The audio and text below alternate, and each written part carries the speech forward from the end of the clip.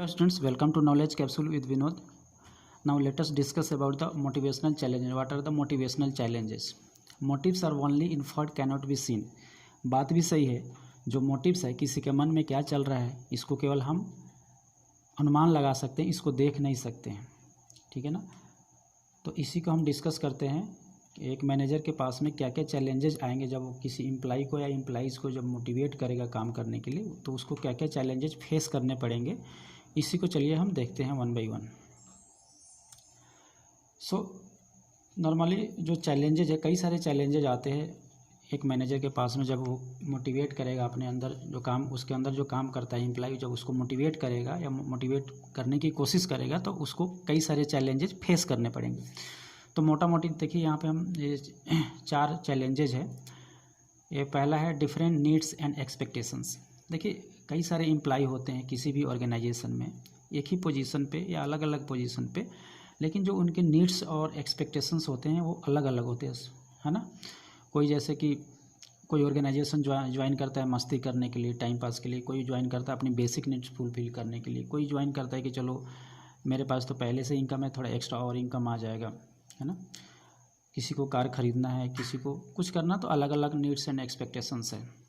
जो सेकंड में है reducing the size of organization. कभी कभी क्या होता है ऑर्गेनाइजेशन साइज को छोटा करता है ना, उसमें रीसाइजिंग करना पड़ता है, डाउन साइजिंग करना पड़ता है, या हायरार्की में चेंजेस करना पड़ता है। तो उसके कारण क्या होता है कई लोगों को बाहर निकालना पड़ता है, ले ऑफ करना पड़ता है एम्प्लॉइज़ को। तो इससे भी मोटिव पे असर पड़ता है ना। तो इस तरह से क्या होता है जब डाउन साइजिंग करेंगे तो जो एम्प्लॉय है उनके मन में होगा कि जो इनसिक्योरिटी फील होगा, तो उसे वो मिनिमम काम करेंगे जिससे कि उनका काम ऑर्गेनाइजेशन का काम चल जाए, वो ऑप्टिमम आउटपुट नहीं देंगे। उसके बाद में है motives can be inferred can't seen. तो इसको हम ऑलरेडी डिस्कस कर चुके हैं कि मोटिव्स जो है केवल उसको इन्फर्ड कर सकते हैं, है ना, मतलब कि उसका अनुमान लगा सकते हैं, उसको देख नहीं सकते। नेक्स्ट है डायनेमिक नेचर ऑफ नीड्स। हमारी जो नीड्स है वो हमेशा बदलते रहते हैं। कैसे बदलते रहते हैं? मान लीजिए कि कोई भी एक एम्प्लॉय है ऑर्गेनाइजेशन में, शुरू में ज्वाइन करता है तो उसकी नीड्स क्या होती है कि उसको पैसे कमाने हैं, उसको घर खरीदने हैं। तो क्या होता है कि वो एक्स्ट्रा आवर्स काम करता है, एक्स्ट्रा आवर्स काम करता है तो उसके पास बैंक बैलेंस हो जाता है, कार खरीद लेता है, घर खरीद लेता है, ठीक है ना, कई सारे अपना काम कर लेता है। लेकिन लास्टली होता क्या है कि बाद में उसके पास टाइम नहीं रहता अपनी फैमिली के लिए। जब फैमिली के लिए टाइम नहीं रहता, लेकिन उसकी जो रिक्वायरमेंट है वो फुलफिल हो गई रहती है, तो फिर वो बाद में क्या डिसाइड करता है या सोचता है कि चलिए अब हमें एक्स्ट्रा आवर्स नहीं देने हैं, अब हमें टाइम अपनी फैमिली को देने हैं। तो नीड्स जो है हमारी वो चेंज होती रहती है, डायनेमिक है ना। चलिए नेक्स्ट अब चलिए जो हम ऑलरेडी डिस्कस किए हैं उसी को अब वन बाय वन हम देखते हैं, जो 4 पॉइंट ऊपर डिस्कस किए हैं।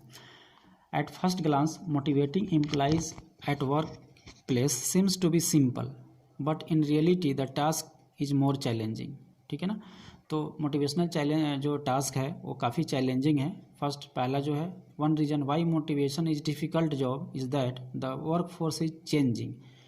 ओके, जो वर्क फोर्स है वो हमेशा चेंज होते रहता है। Employ join the organization with different needs, okay, जो ऑलरेडी हम बता चुके हैं ऊपर। एंड एक्सपेक्टेशंस, तो कोई भी एम्प्लॉय है डिफरेंट नीड्स एंड एक्सपेक्टेशंस उनके होते हैं। There values, belief, background, life style, perceptions. ये भी देखा गया है कि अगर उनकी नीड्स भी अगर सेम है लेकिन उनके बैकग्राउंड्स अलग अलग होते हैं, उनके बिलीफ्स अलग अलग होते हैं, ठीक है ना, उनके लाइफ स्टाइल्स अलग होते हैं, तो वो भी उनके मोटिवेशन पे फ़र्क डालता है। ठीक है ना। Not many organizations have understood these, and not many organization behavior experts are clear about the ways of motivating such diverse workforce. Okay, समझ गए ना। Not many organizations have understood these, and not many organization behavior experts जो हैं वो भी मतलब कि जो भी मोटिवेशन है उसको जो ऑर्गेनाइजेशन भी है, जो बिहेवियर है ऑर्गेनाइजेशनल बिहेवियर के एक्सपर्ट है वो भी नहीं समझ पाए हैं और ऑर्गेनाइजेशन भी नहीं समझ पाया था। क्योंकि ये जो मोटिवेशन है ये कंस्टेंट मॉनिटरिंग की ज़रूरत पड़ती है। इसमें आपको देखते रहना पड़ेगा कि भाई जो एम्प्लॉय है वो मतलब कि मोटिवेटेड है कि नहीं है, क्या क्या। कभी कभी क्या होता है कि टाइम बिंग के लिए कोई डीमोटिवेट हो जाता है, कोई है कि बिल्कुल ही डीमोटिवेट हो जाता है। तो ये सारी चीज़ें आपको देखना पड़ता है। Next slide.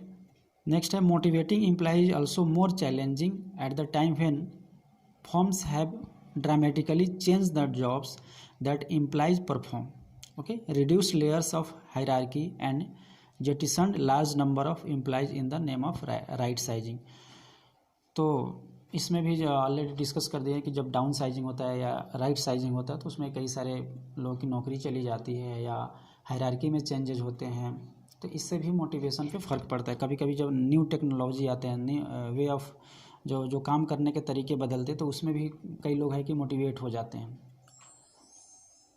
These actions have significantly damaged the levels of trust and commitment necessary for employees to put in efforts एवं minimum requirements. ओके, तो इसमें क्या होता है, जो एम्प्लॉई है काम तो करना ही पड़ेगा, तो वो अपना मिनिमम काम करते हैं, वो मैक्सिमम आउटपुट नहीं देते हैं। तो वही बोला है कि these actions have significantly damaged the levels of trust and commitment. जो ट्रस्ट और कमिटमेंट है वो एक एम्प्लॉई के लिए वो क्या है कि पुट इन एफर्ट्स एवं minimum requirements. Okay, some organizations have restored to hire and fire and pay for performance strategy almost giving up. तो आप लोगों ने सुना होगा हायर एंड फायर। कई सारे ऑर्गेनाइजेशन इस फिलोसफी पे काम करते हैं, इस पॉलिसी पे काम करते हैं। तो कई लोग हैं जो मोटिवेशनल इफोर्ट्स है उस पर ध्यान ना दे करके वो क्या करते हैं, वो केवल हायर एंड फायर पे ध्यान देते हैं। देखिए यहाँ पे लिखा है कि हायर एंड फायर एंड पे for performance strategy and almost giving up, मतलब कि त्याग देना उसको, गिविंग अप मोटिवेशनल इफोर्ट्स। जो मोटिवेशनल इफोर्ट्स है उसको बिल्कुल त्याग देते हैं कि भाई एक एम्प्लॉय को मोटिवेट करना है कि नहीं करना। वह सीधे क्या है कि भाई आपने जितना काम किया उतना पैसा लो। हायर एंड फायर, अगर आप काम नहीं कर रहे हैं तो फिर ठीक है आप जाइए यहाँ से, ये चीज़ें हैं। सच स्ट्रेटजी में have some effect both positive and negative. तो इसके पॉजिटिव और निगेटिव इफेक्ट होते हैं। पॉजिटिव क्या है कि जो आउटपुट है कंपनी के ज़्यादा हो जाता है, लेकिन इसमें क्या है कि एम्प्लॉय टिक नहीं पाता है ज़्यादा दिन तक। तो जब टिक नहीं पाता है तो आपके पास एक मैन पावर, जो एक्सपीरियंस मैन पावर और एक स्किल्ड मैन पावर का अभाव हो जाता है। तो फिर लास्टली क्या होता है कि वो ऑर्गेनाइजेशन के लिए निगेटिव हो जाता है। But fail to make an individual over rich himself और हरसेल्फ, वही बात है।